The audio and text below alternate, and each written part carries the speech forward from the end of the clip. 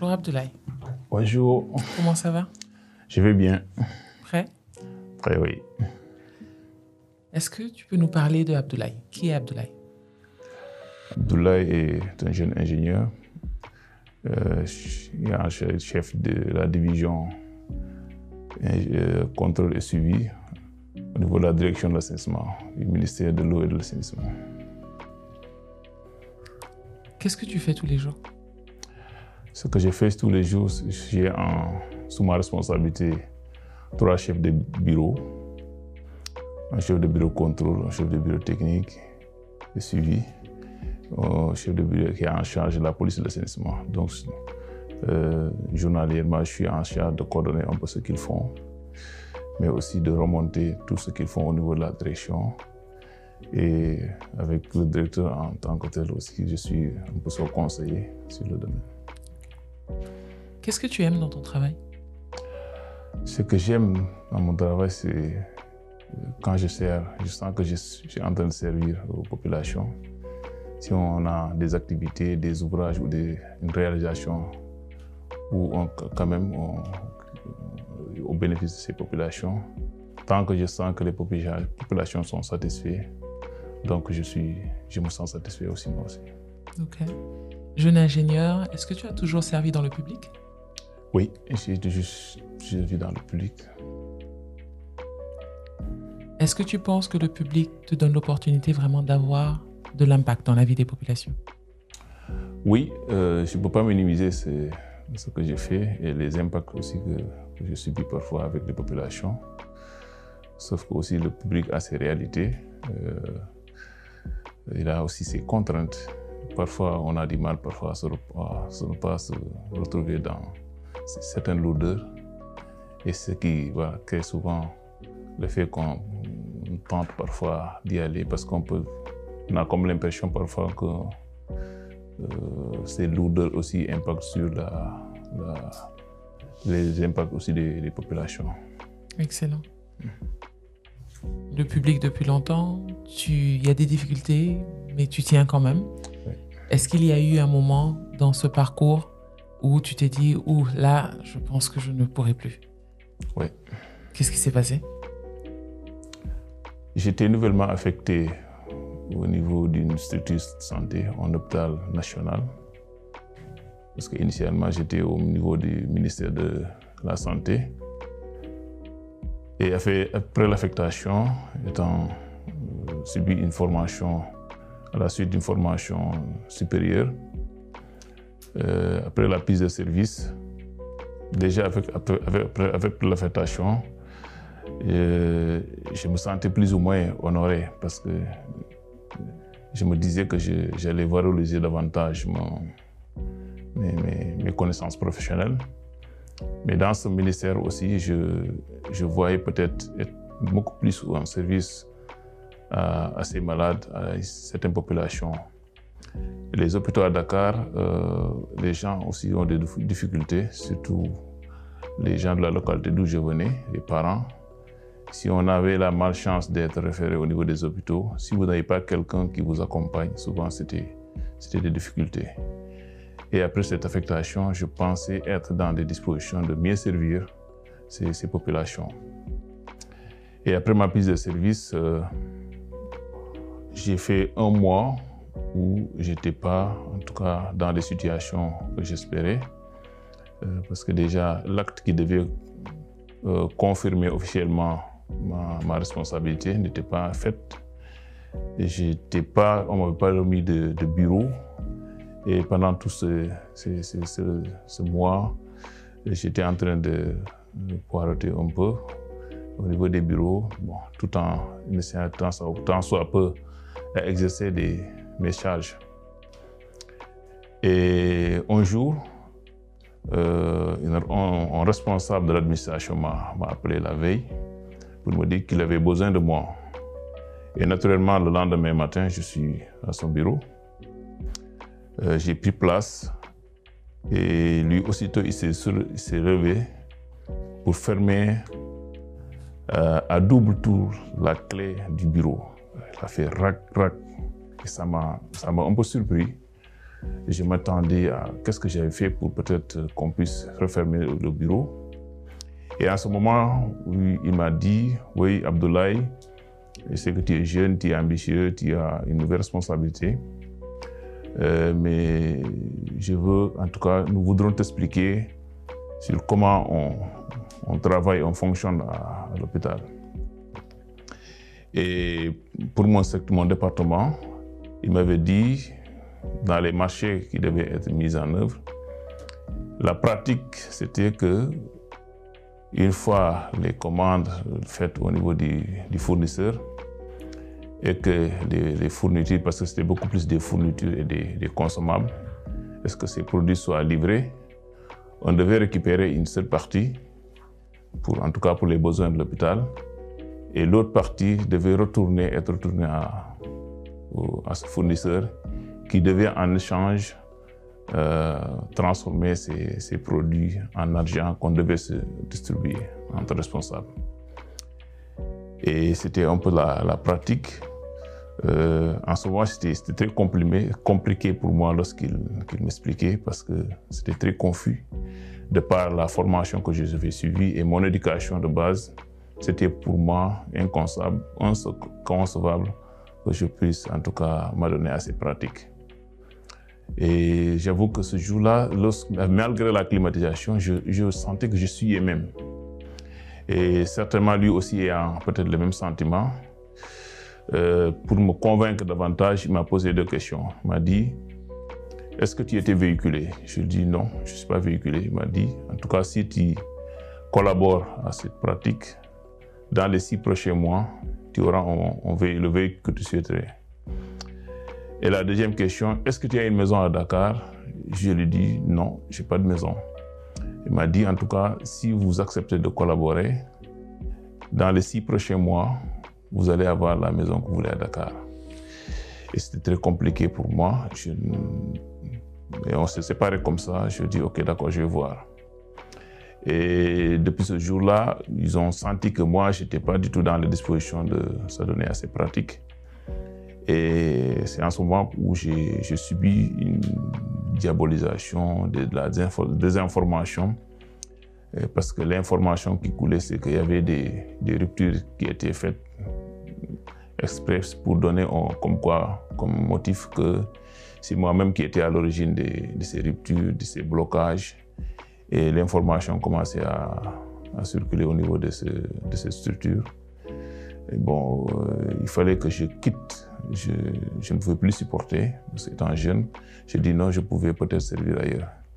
Et c'est de là que j'ai trouvé cette opportunité avec le ministère de l'Hydraulique et de l'Assainissement, qui avait besoin de chefs de service au niveau des régions. Et j'ai accepté de quitter le ministère de la Santé pour aller au niveau de ce ministère. Et là, au niveau du ministère de l'Hydraulique et de l'Assainissement, j'ai servi quand même et je sers toujours les populations.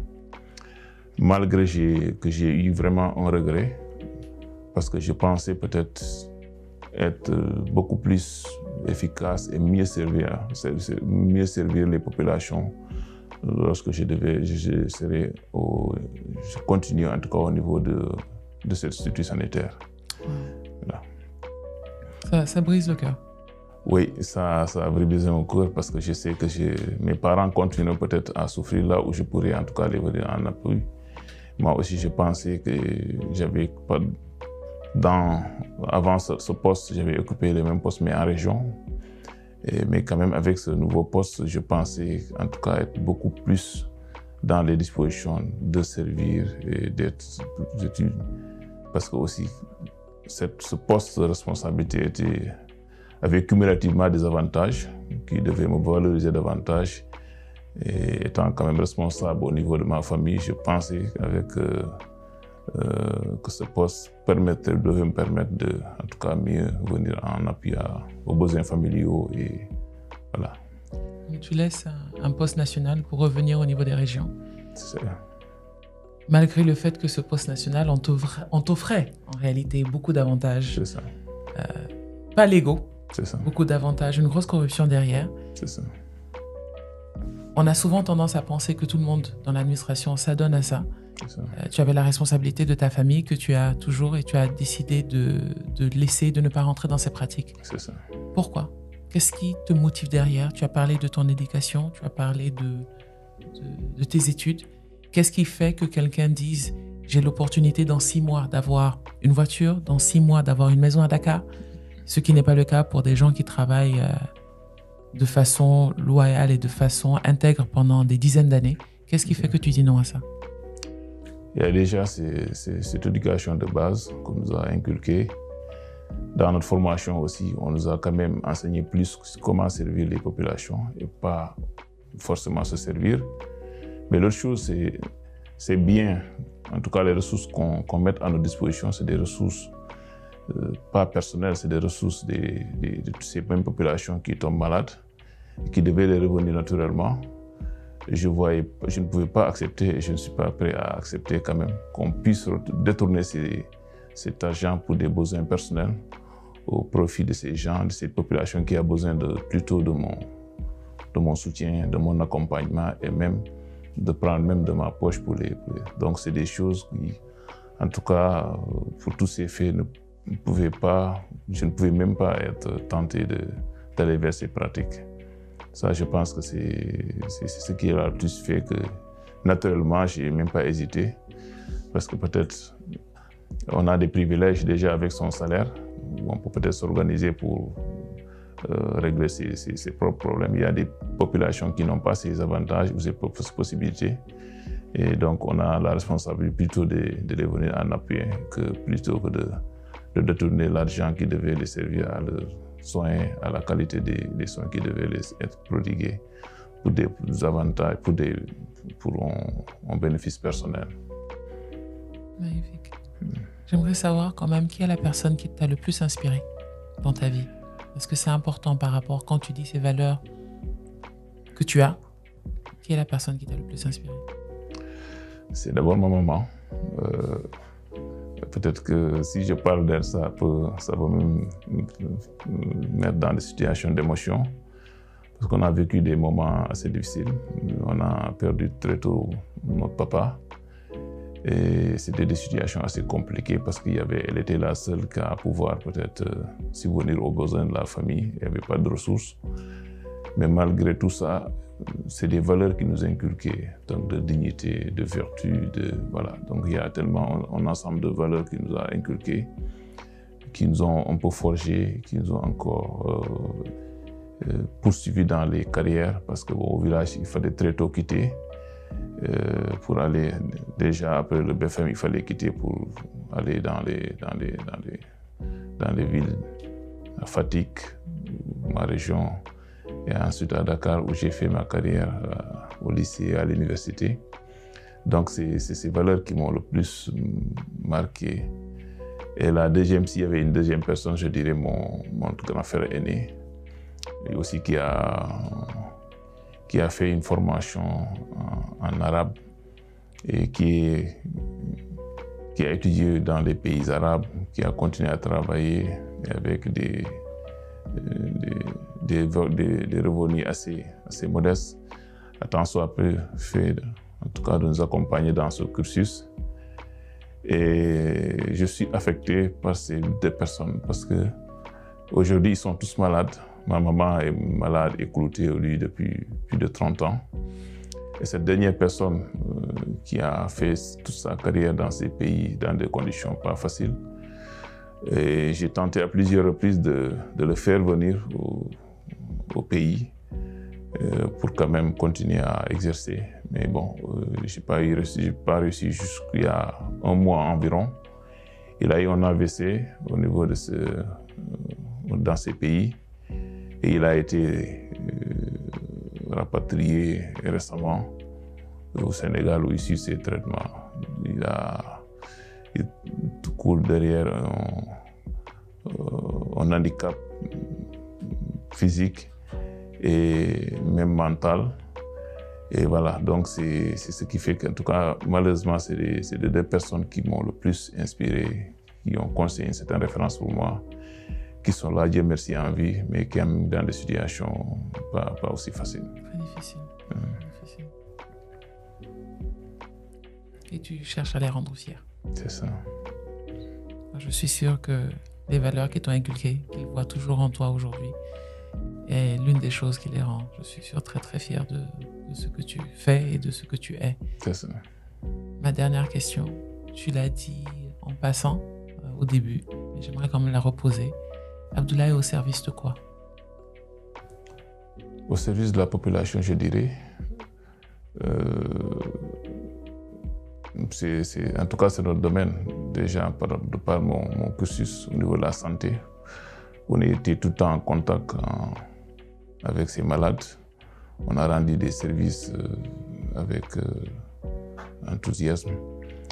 Et maintenant, au niveau du ministère en charge de l'assainissement aussi, on est toujours au service des populations parce qu'on sait que ces services de base ne sont pas toujours disponibles au niveau des ménages et les conséquences, on le sait, ça se répercute sur leur cadre de vie, sur leur santé, sur l'environnement d'une manière générale. Et si on réussit quand même à faciliter l'accès de ces populations à des services d'assainissement adéquats, on fait quand même qu'ils gagnent une certaine dignité. On améliore quand même tant soit pour leur cadre de vie. Et en retour, je suis fier quand je vois ces populations satisfaites par rapport à ces services qui sont rendus. Merci Abdoulaye. Merci beaucoup.